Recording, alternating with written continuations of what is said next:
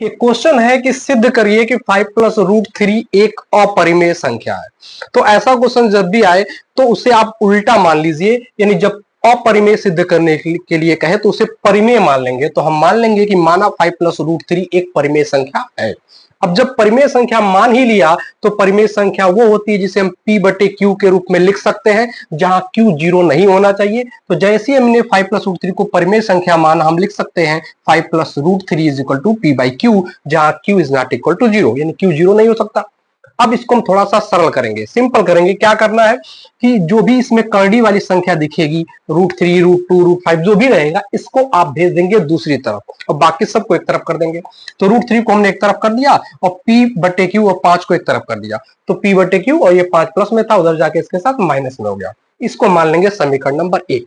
अब समीकरण 1 से क्या साबित हो रहा है? समीकरण ये सिद्ध कर रहा है कि जब दो परिमेय संख्याओं को हम जोड़ते या घटाते हैं तो जो रिजल्ट आता है वो भी एक परिमेय संख्या ही आती है। तो p बटे क्यू परिमेय संख्या है, 5 एक परिमेय संख्या, दोनों को घटाया गया है तो जो रिजल्ट आएगा वो भी परिमेय संख्या होगा। तो ये परिमेय संख्या ये बराबर रूट 3 के है, इसका मतलब रूट 3 भी एक परिमेय संख्या हो गया इस समीकरण के अनुसार। तो इस बात को हम लिख देंगे कि समीकरण 1 के अनुसार यदि p बटे क्यू एक परिमेय संख्या है तो p बटे क्यू माइनस 5 भी एक परिमेय संख्या होगा, अतः रूट 3 भी एक परिमेय संख्या हुआ।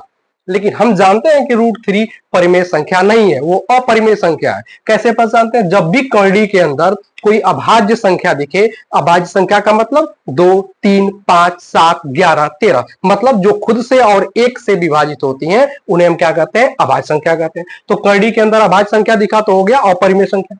तो रूट 3 अपरिमेय होता है, लेकिन हमारे मानने के अनुसार जब हमने 5 प्लस रूट 3 को परिमेय संख्या मान लिया तो रूट 3 क्या आ गया? परिमेय संख्या आ गया। इसका मतलब हमारा मानना गलत है, तो इस बात को हम लिख देंगे कि परंतु रूट 3 एक अपरिमेय संख्या है, अतः हमारा मानना गलत है कि 5 प्लस रूट 3 एक परिमेय संख्या है।